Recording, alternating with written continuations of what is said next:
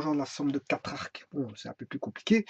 Je veux dire, on peut faire 5 arcs, 6 arcs, mais plus je vous ai dit, plus le nombre d'arcs augmente en tangente, et plus je veux dire, c'est compliqué de trouver, je veux dire, une formule parce que la complication vient du développement. Il y a énormément de développement, ça s'agrandit de plus en plus, ça gonfle, et bon, il faut trouver de l'espace pour toutes les écritures. Bon, à la rigueur, si on est sur un grand mur, bon, on sait écrire pas mal de choses. En longueur, il n'y a pas de problème. Si on sait écrire beaucoup de choses en hauteur, il n'y a pas de problème. Mais si moi, au niveau du tableau, pour faire des grandes démonstrations, je veux dire, qui méritent voilà, de l'espace, je n'ai pas beaucoup d'espace pour faire de grandes démonstrations, pour faire démontrer bon, la tangente de cet angle, par exemple, démontrer la formule de la tangente de cet angle. C'est très petit comme espace pour pouvoir démontrer ça. Donc, quand je dis que c'est compliqué, c'est un confinement. Je suis confiné dans mes démonstrations, parce qu'en fait, bon, je n'ai très peu d'espace ici. C'est pour ça que j'évite de faire des démonstrations de tangente de cet angle. Et si je devais faire une démonstration de la tangente de la somme de cet arc, à ce moment-là, bon, vous comprendrez que j'essaierai de faire des tours de passe-passe pour essayer de confiner au maximum et je veux dire de traiter la chose pour que je veux dire ça soit visible au niveau de l'écran. Mais bon, si j'avais de l'espace, bon, tangente de cet arc, ça demanderait énormément de développement, mais ce ne serait pas un problème pour le faire. Bon, ceci étant dit, je vais faire la tangente qui est plus facile de 3 arcs. Alpha 1 plus alpha 2 plus alpha 3. Sachant que je vais considérer que ceci c'est epsilon, c'est tangente epsilon plus tangente alpha 3, ouais, sur 1 moins tangente epsilon tangente alpha 3. Bon, ça c'est pour 2 arcs, hein. J'ai réduit 3 arcs en 2 arcs. La formule de 2 arcs c'est facile, hein. C'est une somme sur 1 moins le produit des tangentes. Bon, il n'y a pas plus facile que hein, si j'ai tangente A plus B, ben, c'est tangente A plus tangente B, c'est juste une somme, 1 moins le produit ici. Voilà, c'est une somme sur c'est une somme sur 1 moins le produit des tangentes. Ceci étant dit, bon, on se rapplique à deux angles, epsilon est la somme de 2 angles, justement, alpha plus tangente alpha 1 plus alpha 1 plus alpha 2.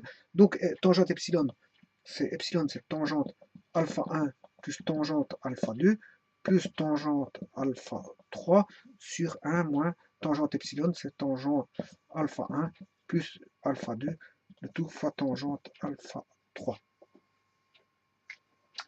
Bon, tangente alpha 1 plus alpha 2, ici je me suis trompé, voilà, alpha 1 plus alpha 2, tangente alpha epsilon c'est alpha 1 plus alpha 2, hein. Voilà, c'est tangente d'epsilon, epsilon c'est alpha 1 plus alpha 2, parce que j'ai considéré qu'epsilon c'est alpha 1 plus alpha 2. Ici je dois refaire la formule de la tangente, ce qui fait tangente d'une somme d'arcs, de 2 arcs, hein, la somme de 2 arcs, ce qui fait tangente alpha 1 plus tangente alpha 2, tout sur 1 moins tangente alpha 1, tangente alpha 2. Il en est de même pour tangente alpha 1 plus alpha 2, ce qui fait 1 moins tangente alpha 1, tangente alpha 2. Je m'excuse ici, c'est plutôt tangente, somme des tangentes, tangente alpha 1 plus tangente alpha 2 sur 1 moins tangente alpha 1, tangente alpha 2. Voilà. Ici, je mets tout au même dénominateur. Le dénominateur commun ici, c'est 1 moins tangente alpha 2, tangente alpha 1, tangente alpha 2, sur 1 moins tangente alpha 1, tangente alpha 2. Je mets tout au même dénominateur commun. Ici, si je veux mettre au même dénominateur commun, c'est 1 moins tangente alpha 1, tangente alpha 2, 1 moins tangente alpha 1, tangente alpha 2. Bien sûr, normalement... Alors, si je mets tout au même dénominateur, ici, vous comprendrez que voilà, le plus va remonter. J'aurai tangente plus tangente alpha 3. Ceci, je dois le remettre au même dénominateur. Il n'y a qu'un seul nombre au dénominateur, c'est 1 moins tangente alpha 1, tangente alpha 2. 1 moins tangente alpha 1, tangente alpha 2. Voilà. Ça, c'est la longue barre de fraction qui sépare la fraction du numérateur et du dénominateur. On a une fraction divisée par une fraction. Et là, je remets au même dénominateur. Le moins, il va se mettre ici. Je relie les deux là pour avoir tout simplement 1 moins tangente alpha 1, tangente alpha 2. Et là, vous voyez qu'on a A sur B sur C sur D, où on a le B et D qui sont identiques. 1 moins tangente alpha 1, 1 moins tangente alpha 1, tangente alpha 2. Ils sont identiques. Ce qui veut dire que quand je vais voir diviser par une fraction revient à multiplier par la fraction inverse, AB sur DC, avec bien sûr ceci qui sont les mêmes, B et D qui sont identiques. Donc ils peuvent se simplifier, ça vaut 1, et il va rester A sur C, c'est-à-dire qu'il va rester, ceci. Ceci va disparaître, et il va rester ceci. Voilà, il faut calculer ça. Alors, si je fais tangente alpha 1 plus tangente alpha 2, ça reste comme ça, mais tangente alpha 3 fois 1, ça fait tangente alpha 3. D'ailleurs, je l'écris ici, et il va rester moins tangente alpha 1, tangente alpha 2, tangente alpha 3. Donc il va rester moins tangente alpha 1, tangente alpha 2, moins tangente alpha 3. Donc ce qui veut dire qu'il va rester ceci,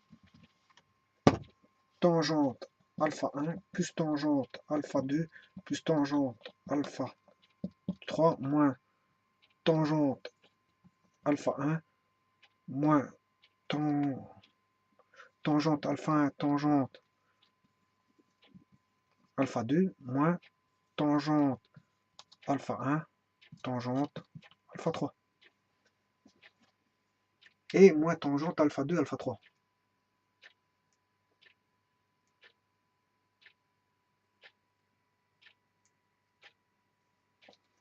Ici j'avais tangente, je sais plus ce que j'avais ici, tangente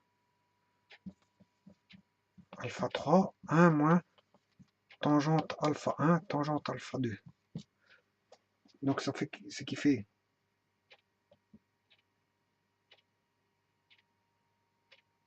un peu plus qu'est-ce que j'avais ici.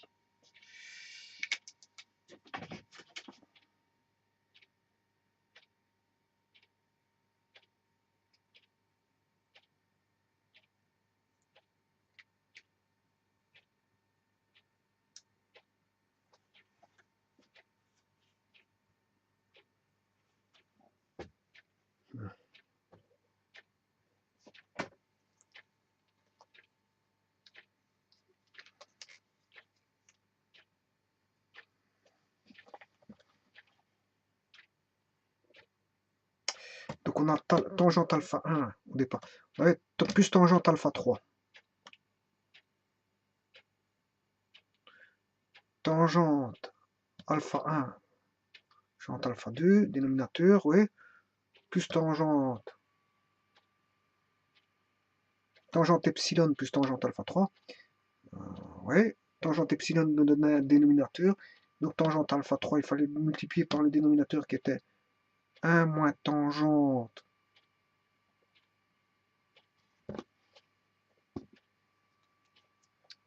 qui provenait de ceci. 1 moins tangente alpha 1 moins tangente alpha 3. Voilà. C'est ça.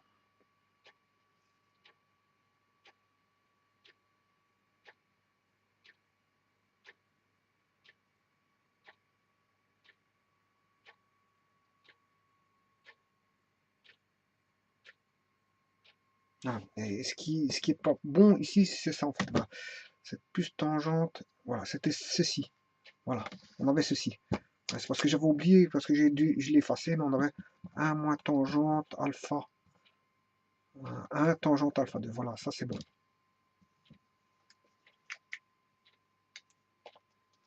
Donc j'aurai tangente alpha 1 plus tangente alpha 2. Quand je vais multiplier celui-ci, il va donner tangente alpha 3. Par contre, celui-ci va donner moins tangente alpha 1, tangente alpha 2, tangente alpha 3. Voilà.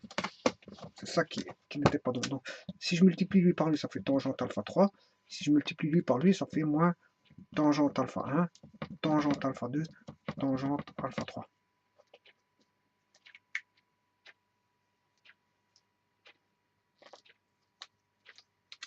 En d'autres termes, c'est la somme des tangentes, 1, 2, 3, hein, parce qu'ici, si je vais avoir ceci, plus tangente alpha 3, je réécris moins tangente alpha 1, tangente alpha 2, tangente alpha 3. On aura ceci. Donc, j'aurai ici la somme des tangentes alpha i pour i égale à 1 jusqu'à n égale 3. Voilà. Et ici, on a la différence de moins tangente alpha 1, tangente alpha 2, tangente alpha 3. Voilà. Ça, c'est pour le numérateur. Le dénominateur, je vais multiplier. Donc, on aura, le dénominateur, on a quoi? On a 1 moins tangente alpha 1 fois tangente alpha 2, moins, là, je dois multiplier tangente alpha 3 fois tangente alpha 1, donc j'aurai moins tangente alpha 1 fois tangente alpha 3, et tangente alpha 2 fois tangente alpha 3, avec le moins qui est là, ce qui fait moins tangente alpha 1, 2 et 3. Voilà. En d'autres termes, le dénominateur va s'écrire 1 moins la somme des tangentes alpha i, tangente alpha j, ou, parce que là quand je dis une somme, c'est parce que je fais ceci. Hein. Voilà. Elle produit, j'ai 1, 2, 1, 3 et 2, 3 qui sont tout simplement les permutations cycliques non répétitives. Donc j'ai que 3 cas de figure. Voilà. Donc j'écris I, J étant des permutations non répétitives. Voilà.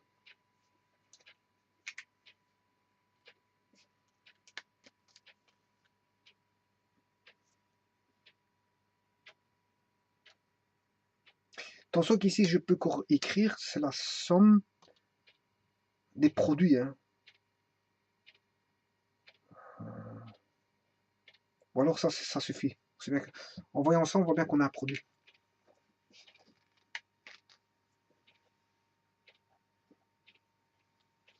Voilà. Et donc ça c'est pour l'écriture pour 3 arcs. Donc là, alpha 1 plus alpha 2 plus alpha 3 est égal à ceci.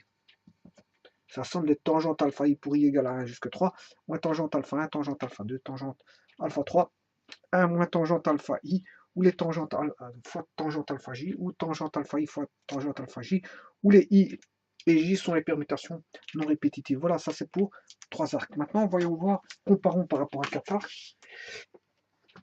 4 arcs, on retrouve ceci.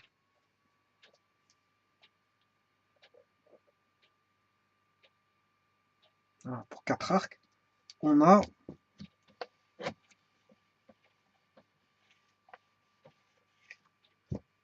tangente alpha 1 plus alpha 2 plus alpha 3 plus alpha 4. Voilà pour 4 arcs. Oui, ça c'est pour 3 arcs. Ça c'est pour 3 arcs. Hein. C'est la formule pour 3 arcs. Vous voyez, c'est moins. Attends, un produit. Ouais, c'est les produits de tangente. Ouais.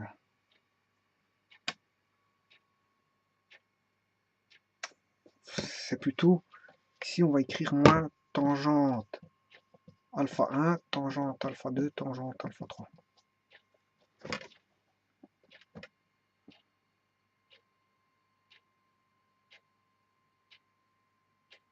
Voilà. Il n'y en a qu'un seul, de toute façon. Voilà. Alors, 1, c'est pi sur 4. Tangente pi sur 4, ouais. Somme des produits. Ouais, produits, on sait bien que c'est des produits. Hein. C'est les produits. Et là, je peux écrire que c'est une permutation non répétitive. Bon, maintenant, je vais chercher pour 4. Pour 4. Et pour 4, et comparons la 4 avec la 3. Ça, tangente alpha 1, plus alpha 2, plus alpha 3, plus alpha 4.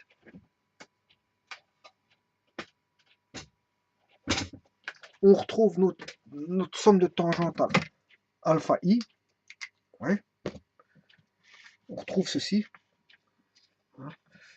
Pour 3 ou pour 4, on le retrouve ici. Voilà. Mon tangente pi sur 4, je le retrouve ici. Pour 3 arcs que pour 4 arcs. Donc 1. Bon. Le moins, j'ai toujours un moins ici. Là, j'ai toujours un moins. Voilà. Ici, j'ai toujours un moins. Et là, j'ai toujours un moins. Donc, elles se ressemblent plus ou moins, mais qu'est-ce qui va pas, il va pas ressembler? C'est bon, c'est le second terme ici. Ici, on a la somme des produits, hein, des permutations non répétitives.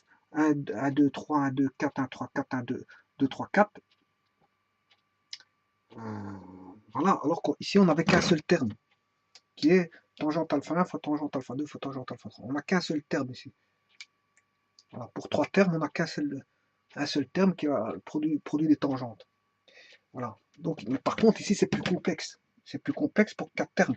On a une somme de produits de tangente alpha i, tangente alpha j, tangente alpha k, avec ijk qui sont les permutations cycliques non répétitives, c'est-à-dire les tangentes de tangente 1, tangente alpha 1 avec tangente alpha 2, avec tangente alpha 3. À un moment donné, ce sera ça. À un autre moment donné, ce sera tangente alpha 1 fois tangente alpha 2 fois tangente alpha 4.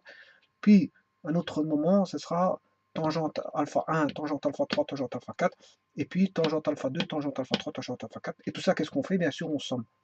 On somme ces produits non répétitifs. Ces permutations cycliques non répétitifs d'indices IJ et K. Bon, mais maintenant, voyons voir le dénominateur. Les dénominateurs, pour 3 termes, il suffit de faire la somme de produits de tangente alpha i, tangente alpha j, où alpha i et alpha j sont i et j sont les permutations non répétitives, voilà, non répétitives. C'est-à-dire que j'aurai, si j'ai 1, 2, 3, hein, je peux avoir 1, 2, 1, 3 et 3, 2, 3 et 2, 3. Bon, voilà, ici il y aura 3 termes. 3 termes. Au niveau, j'aurai tangente alpha 1 fois tangente alpha 2, plus tangente alpha 1 fois tangente alpha 3, plus tangente alpha 2 fois tangente alpha 3. Bien sûr, tangente alpha 1, c'est un angle séparé.